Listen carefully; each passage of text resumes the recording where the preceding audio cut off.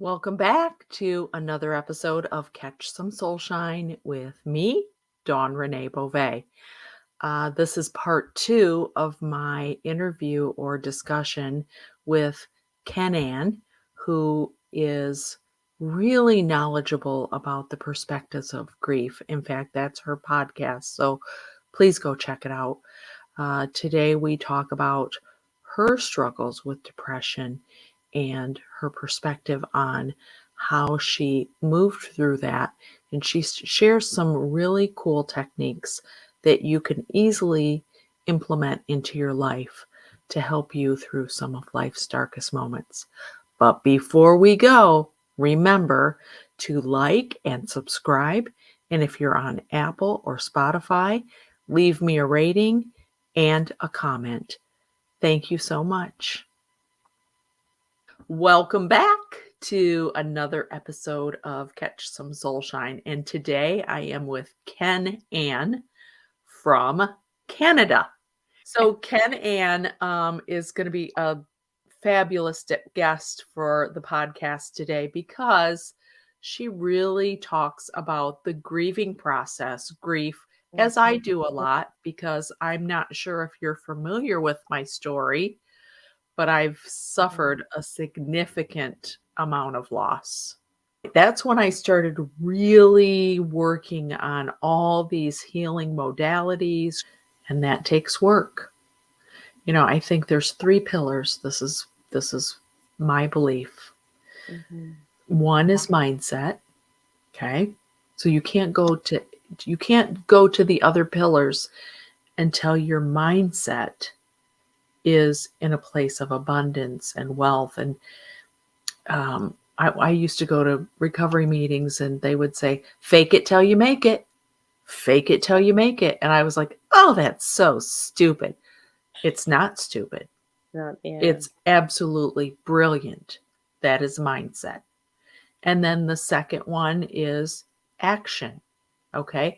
We can have the best mindset in the world, but if we're not taking actionable steps to get better, we can't move forward. And then for me, and I know this isn't maybe necessarily for most, but this is the program that works for me, and this is the one that I believe will help other people, is service. What gifts are you giving to the world? Huge. Because we all have the ability to give, to serve, to help others. Yes. And those are the three core components of what, I am basing everything I do on helping others. Yes. Yes. That is beyond powerful. And I just would like to share on the service part.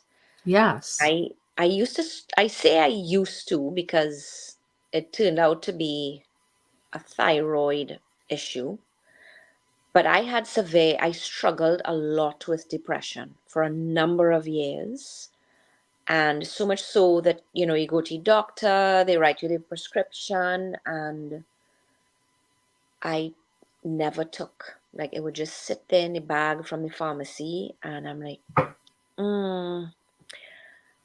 part of me was afraid to take medication. I mean, I know there are many, many people on antidepressants or anti-anxiety and so on. And by all means, I'm not saying don't take your medication. It wasn't for me. And my main reason is because I used to have suicidal thoughts. And I came at least twice, if not 3 times. But from what I remember, because, part of your brain doesn't want to go back there, at least twice that I was made up my mind. And I would tell you, some angels in my life swooped in and when I say saved me, prevent, I didn't actually do anything. But let me tell you, my mind was made up and I had everything set. And I ended up during COVID with double vision, which prompted me, things with health, I would sometimes procrastinate, like, oh, I have to go and get this checked out and so on. But double vision when I couldn't see the computer for work because everything was, double. So I went to the doctor. Anyway, long and short, I ended up going for a blood test. She sent it to my family doctor. He checked everything, turned out to be thyroid. Ended up on thyroid medication, like Graves' disease, Mm-hmm. severely overactive thyroid. So I will say this: anybody struggling with depression, go check your thyroid because it may not be, but it could be. And I would have ended up on different medication, not knowing it was a simple little white pill. I used to say to my husband, 5 milligrams of this little white pill, whose name I purposely never memorized because I said, you and I are not going to be acquainted for very long, right? So I'm not even memorizing your name. um, but that is when I realized I was actually living with chronic anxiety. Didn't even know. All my depression did, and not that I knew these things were because of the thyroid. It was once I was on a medication for the thyroid that showed up totally off balance in a blood test that I'm realizing, oh my gosh, I I'm not, like, by now I'm depressed, or by now I'm sad, or normally this situation would make me sad, or going to work I'd just be anxious just at work. It was horrible. It was horrible. And the thing is, I never knew it. I did not know I was living in anxiety. I just thought, I used to think, honestly, it was just I had bad time management was one of the things, because I was always rushing, always late, always like flying by the seat of my pants. To turn out it was anxiety. Anyway, I completely now forget why I brought all of this up. Something that you Um, were something about service. service. Yes, thank you. And I always used to tell people, whoever, friends and acquaintances, if you want to feel fantastic about yourself, go and volunteer at a soup kitchen. Go and feed the hungry. Go and, not just drop something off at a thrift store, but go to an orphanage. If there's, I mean, I know in North America there's not orphanages, but go somewhere where they're grieving children. Their programs. Go sit with somebody who's passing away. You might have a loved one, or a hospice. Go visit somebody at a hospice, and really, what it does is it's almost beyond words, because I think it is It such. takes you out of you, right? Yes, It's yes, about ego deflation. Ego is exactly. something that's about you, and when you're serving someone else, it removes that ego. And one of my favorite sayings that I say a lot is, we rise by lifting others. Oh, That's yes, how we rise. yes. And so, um, I used to always say to Brad, and when he was doing well, I knew he was, because I'd say, "Hey, who you helping, Brad? Who you Mm. helping today?" And when he passed away, I received, because he was in Florida and we were in Ohio, and I received this book, like about this thick, with little written notes from so many people, so many friends that he had down there, of things that he did for them and things that he said to them. And he was good when he was helping, but you know, you get away from that and you become so self-centered Mm-hmm. and ego driven and not purpose driven, and it can take you away from the sunlight of the spirit. Yeah. So I just can't stress, to me, and I know there's a lot of coaching programs, a lot of programs out there, and they don't really talk about service work, but for me, that is one of the three pillars. And without all three pillars, your stool's going to fall over. Yes, yes, definitely. And the thing with service is you actually, I remember I would come home and tell Jay, because Jay and I used to volunteer for things together. We have no human children, but we have canine children. So, there were other things that one of us had to be at home for the dogs and so on. But I remember I used to volunteer with a program in our area called Out of the Cold, and it ran from November to April. And it was homeless people. And every night of the week, it was at a different, whether it was a church or a hall of some kind, because they would sleep over and they slept on, um, those cushy exercise mats, not a yoga Mhm. mat, but the cushier ones. Yes. And then, Yes.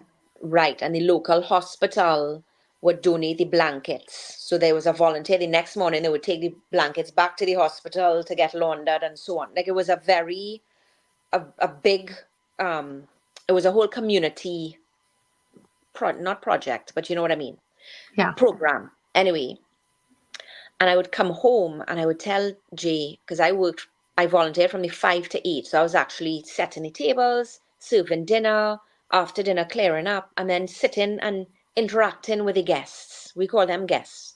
Mm-hmm. And I would always say when I came home, I almost feel bad to volunteer because I feel as if I get so much more out of it. I come home and I am, oh my gosh, on cloud nine, Yeah. recharged, just over the moon joyful.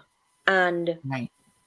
when I say I used to feel bad, you know what I mean? I almost felt like, oh my gosh, part of me felt, am I stealing from these people? Because they have nowhere to live. I'm coming to Mm-hmm. my home, but just being in and being with other volunteers. And you know what it is? I meant to say this earlier. What it is, it comes down to vibration. And I know Mm-hmm. a lot of people may not, may, ooh, but the thing is, when we are low, that's a vibration. That's where the sadness, the doubt, the guilt, the everything is. And when we give, when we when we're in service, we're being authentic. We're talking before about being creative. I've been hearing over and over that gratitude has always been known to be one of the highest vibrations. And now what they're finding is actually authenticity is Right. the absolute, like, even higher than gratitude. Right. And of course, I mean, if where we are is gratitude, that's perfect. And the thing is, being creative, being in service, being in that action, those are things of authenticity. And that's Mm-hmm. why we almost feel like I could feel it now, where you could actually feel yourself vibrating Mm-hmm. of joy and bliss, and you don't know, like, what is this?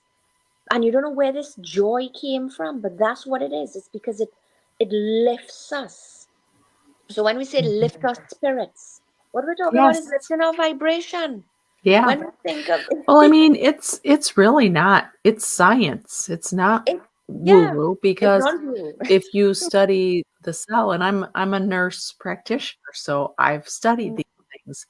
Each cell has these microscopic parts in them that are negative or positive, and Mhm. they emit a frequency. Yes. And even after they've studied tears and they've looked at them under microscopes, and depending on if somebody's happy, celebrating, laughing, or if they're weeping, the tears look completely different under the microscope. Wow, Hmm. that is amazing. Yeah. That's So, I mean, there's just a lot of scientific evidence behind it, but the fact of the matter is, there's things that we can do to yes, help yes, us, you know? There's a yeah. lot of things you can do. And we've mentioned quite a few of them today. What are some things that you would recommend people partake in or do for lifting that vibration other than service? I mean, we've talked about that. What are some little modalities that you've tried? A couple of things come to mind just off the top of my head that my husband and I actually have got into. Grounding would be the first thing that I would see. Grounding, I mean, we live in Canada, so grounding as simple as walking barefoot on the grass. If you live somewhere near a beach, walk barefoot on the sand. If, like I say, so many months of the year, we have snow. As woo-woo as it may sound, hug a tree. Or even Mhm. touch a tree. If you're out and you don't want to look like a crazy person actually hugging the tree, just literally put in our hand. Even I saw a thing, I say a thing, a video way back of a lady. She actually put her cheek. She had one of these voltage meters, and she Mhm. actually put her cheek against the tree, and she could tell what the voltage meter had grounded her. And the Mm. reason for that, the science behind that, is that the tree is rooted. So the tree itself is grounded. The roots go so deep into the ground. So we touch it, whether it's your hand, you hug it, you think it's grounding. So that's the first thing that I would say, because we carry so much excessive energy, Mhm. so much excessive, and it could be nervous energy as well, and just that. so Mhm. so that's the first thing, grounding. And the other thing that I think anybody who, even somebody who may live alone, you hopefully have somebody in your life who cares for you. Hug.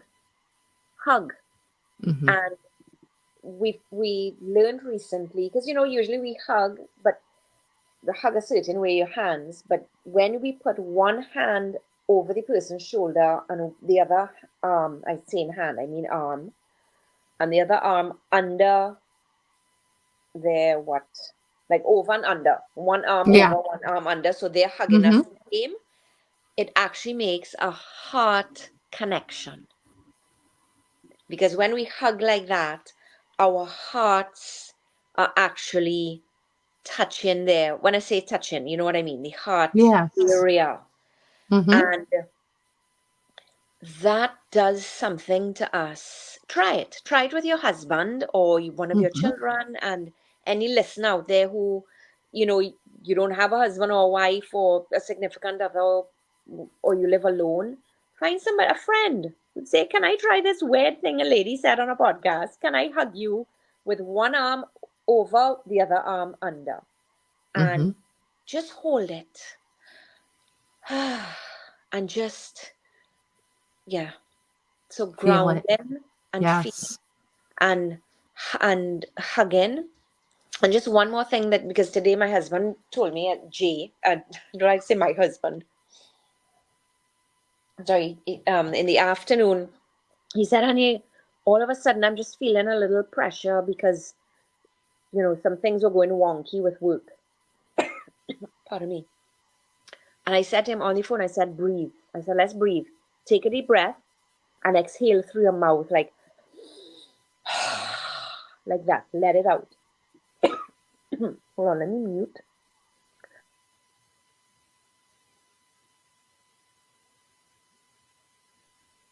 And it will just be dry air. So take a deep breath in your nose and exhale through your mouth. Not just but like a, let it all Yeah. out. And that feels, it changes. And when I say changes, it interrupts, I should say, wherever we're Mhm. at energetically, whether it's sad, angry, anxious, confused, whatever it is. It interrupts that and brings us back to where we can be A state of calm. neutral. Yes, yes. Yes. Wow. I mean, what an insightful conversation. We're going to have to talk again sometime. Yeah. Well, I would love to have you as a guest on my podcast. Yeah. It would be awesome. What is your podcast so anybody can find that if they're looking? Thank you. It is called Perspectives of Grief, and I'm on Apple and Spotify and all your favorite platforms. And Awesome. yeah, Perspectives of Grief. And actually, I have a Facebook community page as well called Perspectives of Grief Podcast Okay. Community. And if you will give me those links, I will include them in the show notes for this episode. So Beautiful. look for those in the show notes. And so many things you talked about. I have a print series called Rooted in Faith, and it's abstract, my interpretation of abstract tree of lives. And then I have a fourth one that is an abstract interpretation of really big waters with the hand of God reaching into the waters. Wow. So when you were talking about the tree, I'm like, oh my gosh, another parallel, another one of those things. It's just amazing how much I resonate with everything that you're saying. So Yeah. thank you so much for being a guest on the podcast. And I look forward to talking to you again. Everybody, look up her podcast, Perspectives and Grief. And I will see you Yes. next time. Thank you so much for having me, my sweet Dawn. Thank you. Yes. You're Wow. Talk about alignment and synchronicity. I was blown away at the similarities, yet differences in Kenne-Ann's story and mine. Please check out her podcast, Perspectives of Grief, and I will have the link in the comments. I'm sure that we will be connecting again because I got so much out of that interaction, and I hope you did too. Try some of these techniques that she shared with you. So I could not pass up the opportunity to give you a print from my Rooted in Faith collection. How weird is it that she's talking about the trees? That is what you can be reminded of when you look at one of these prints. Also, if you want to start a journaling practice, I have a free downloadable affirmation journal that you can get started with. I think that's it. So I'll see you next week.